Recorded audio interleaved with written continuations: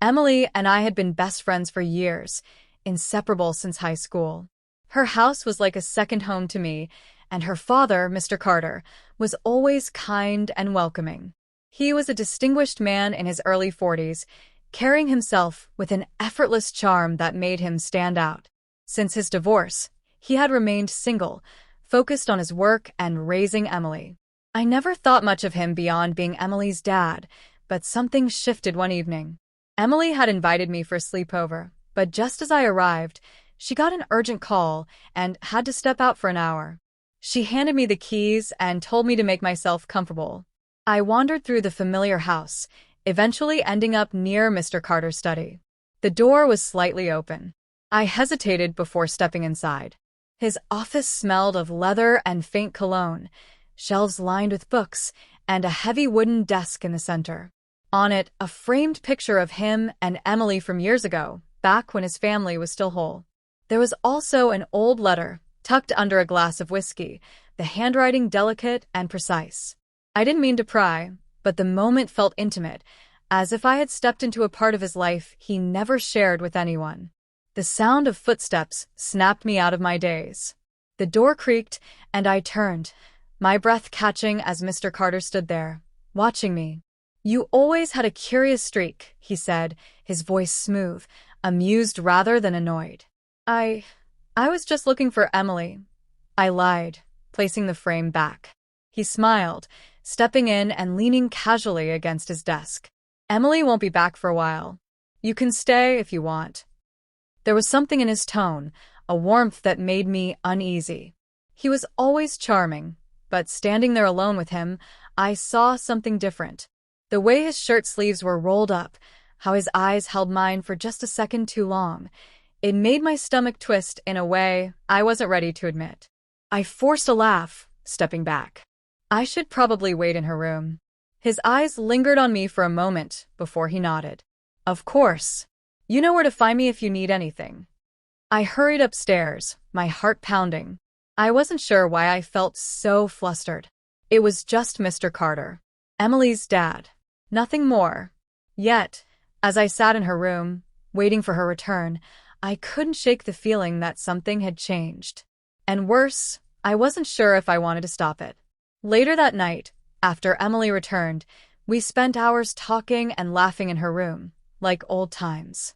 But no matter how much I tried to focus, my mind kept drifting back to her father, his presence, his voice, the way he had looked at me earlier. It made no sense.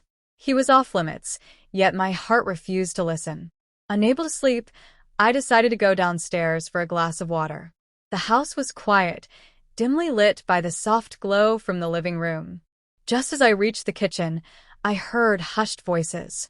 I paused, listening. "I can't keep sneaking around like this," a woman's voice whispered. "You know how complicated this is," Mr. Carter replied. His tone was low, serious. Curiosity got the better of me. I peeked around the corner, and my stomach dropped. Mr. Carter stood near the couch, his hands gently resting on the waist of a woman, Rachel, my other best friend. I froze, unable to process what I was seeing. Rachel tilted her head up, whispering something before pressing her lips against his. He didn't pull away. Instead, he kissed her back, his hands tightening around her. Shock flooded through me. Rachel had never mentioned anything about Mr. Carter. In fact, she often joked about older men being unattractive to her. And yet, here she was, wrapped in his arms like it was the most natural thing in the world. My breath caught, and before I could stop it, a sharp gasp escaped me. They turned instantly. Mr. Carter's eyes locked onto mine, widening in surprise. Rachel stepped back, adjusting her shirt as if that would somehow undo what I had just seen. I couldn't find the words.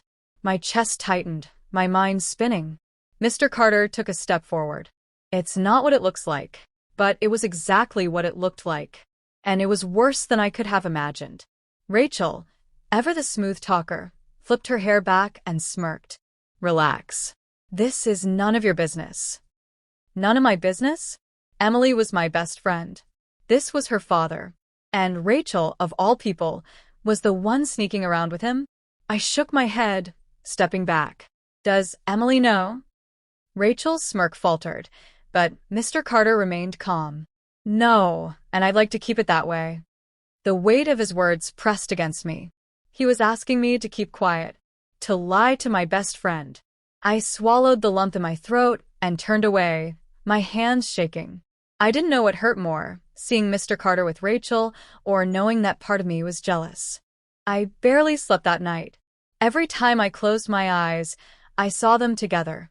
Rachel's hands on him, his lips against hers. The betrayal sat like a weight in my chest. Rachel wasn't just any girl, she was Emily's friend.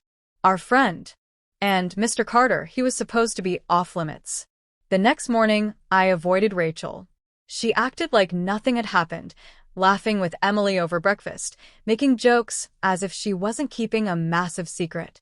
I couldn't understand how she could be so unaffected while I felt like my whole world had tilted. A message popped up on my phone. Mr. Carter, we need to talk. Every instinct told me to ignore it, but against my better judgment, I agreed to meet him later that evening. The idea of confronting him made my hands clammy, but I had to hear what he had to say. At the cafe, he was already waiting, calm and composed as if this was just another casual conversation. Thank you for coming, he said, his voice smooth as ever. I folded my arms, not bothering with small talk. Is this some kind of game to you? His expression remained unreadable. It's not a game. Rachel and it's complicated. Complicated? I scoffed. She's Emily's best friend. Do you even care what this would do to her? He exhaled, rubbing his jaw. Of course I do. But I never planned for this to happen. I shook my head, refusing to accept his excuses. Then why keep it a secret? He hesitated, and for the first time, I saw something crack in his demeanor. Because I knew how people would react. And I didn't want you to see me differently. I blinked, caught off guard. Me? His gaze held mine, steady and unreadable. You. A strange heat crept up my neck. My heart pounded, confusion mixing with something far more dangerous. This wasn't just about Rachel. There was something else lingering between us, something unspoken but undeniable. I forced myself to look away. Emily deserves to know the truth. His voice softened. I'm asking you not to tell her. The weight of his words settled over me. He was trusting me with this, asking me to be part of his secret. And that scared me more than anything else. I left without answering, my emotions in chaos. Because deep down, I knew the real problem wasn't just Rachel. It was the way a part of me wished I had been the one in her place. For days, I carried the weight of a secret, torn between loyalty and the growing storm inside me. Emily remained oblivious, laughing, trusting, completely unaware that the two people closest to her were betraying her in the worst way. Every time I saw Rachel, her arrogance made my blood boil. She didn't care about Emily, about what this would do to her.